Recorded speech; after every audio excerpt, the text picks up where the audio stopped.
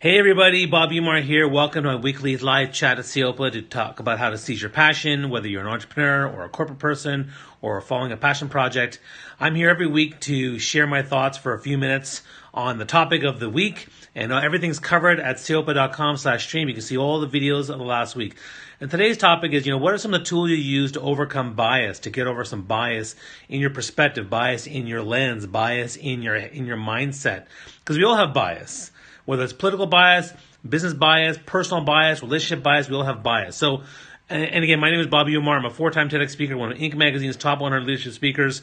I'm here every week. Share us on Twitter, share us on Facebook. Let's get people part of the conversation. If you like what you're hearing, type below, ask a question, share some likes, hearts, and double tap, triple tap the hearts. That's great. So let's get into this. So, what are some of the tools you can use to overcome bias? And where are you all from? I'm from Toronto, Canada. Type below, let me know where you're from. I'd love to hear more from all the people that are on this live chat. This is live. It's happening right now, real time. And so I'm from Toronto, Canada, home of the Blue Jays, home of the Raptors. And so let's talk about the tools. So first off, let's talk about bias. What is bias? Well, we all have bias. We have bias from how we grow up. So our parents, give us certain values and beliefs that may give us bias. Our religion may give us bias. Business maybe gives us bias. Culture gives us bias. Experiences, good and bad, can give us bias, right? Like if you have a bad relationship, you may have a bias against a certain type of people or a certain type of relationships in terms of how it goes. So we get biased all the time. Now the question really that's most important is, in your job and in your career, and as you see your passion, what can you do to overcome that bias? That's the first thing. So the first thing I'll say in terms of overcoming bias is, number one, acknowledging the fact that we have bias, because a lot of people don't even do that. Particularly when it comes to political and social justice issues, people don't do that. But we all have bias. So you have to understand what those biases are. I may have bias because I grew up a man. I may have bias because I grew up being tall and big. I may have bias because I grew up in North America. So that bias may not allow me to understand different cultures, different genders, different other types of people, short people, depending where I went. Excuse me. So that's one. So acknowledge the bias. Number two, a sounding board. Having someone as a sounding board that you trust. And again, you got to make sure they're not somebody who, always agrees with you. It's not an echo chamber, but someone that, maybe a group of 3 or 4 people who will give you honest feedback, both good and bad, when you ask for it. And that's one way, to get over some of those biases that we have. The third thing I think you should need to do is not make assumptions about people. Too often we make statements and we make accusations, or we just have a belief that's based on an assumption. Like all X's are like this. Well, that's a huge assumption. Anytime you say something that's just all categorical, you are making a huge assumption. In fact, you can almost, it's very rare that you're going to even say all people are this, all this type of people are this. You can't really say that, because there's always going to be exceptions, and thus your logic is flawed. So that's another way to get rid of some of that bias that we have. And again, I love the hearts. I appreciate you guys being part of this. So that's one way to get rid of the bias.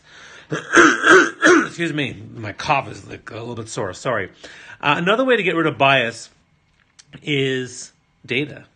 Now, it has to be legit data, right? So it can't be a data from a biased source, right? So, if something's funded by a religious group or funded by a political organization, that's going to have bias in it, so it doesn't count. But it's got to be something that's really level-headed and, academic, peer-reviewed, that type of stuff. But data or studies that indicate certain things that have that peer-reviewed academic nature to them, that's great data. Data is a great way to, again, get over some of the bias that we have. Because if you believe one thing, but the data suggests something else, if I believe the moon is made of green cheese, but the scientific evidence says it's not, how can I argue that? Right? And there are people who will take one study against 100 other studies and say, well, my one study counters those 100 other studies. That's bias at work, because you're completely using that one thing to bias you to ignore the other hundreds of other studies. That's how. Another good example that happens all the time with climate change. There may be the 1 or 2 people that say, well, climate change is not real, but there's thousands upon thousands of studies and academics and scientists who say, no, it's happening. It's a trend. We see it. And so if you just latch on that one study, that bias is going to get you. It's going to get you. Why is bias bad? Bias is bad because it limits your ability to think rationally, it limits your ability to grow, to innovate, to evolve as a person, as a business, as an entrepreneur. And if you're trying to seize your passion, you're trying to get out there and you have this bias, it's going to hold you back because you're making assumptions and you're holding on to stuff that doesn't make sense. So it's important for you to acknowledge that bias and to look at the tools to help you get there. Getting feedback from people, having mentors, having an advisory group, looking at data, acknowledging the fact that you have bias, and just doing your best to try to understand what that bias is. When you understand yourself and better yourself, you're going to make everything else better too. So that's why investing in who you are and understanding what your biases are is going to serve you in the long run. So I hope you found this helpful. And if you have any questions, comment below or check out the stream at saleopa.com/stream or check out my YouTube channel. I'm happy to answer any questions or do future topics. We'd love to do that. I'm a little bit late today. I started at 12. Normally I start at 11:45 a.m. every Tuesday mornings Eastern Standard Time. All right. Thanks so much, everyone. I'll see you guys later and see you guys next week. Take care. Bye-bye.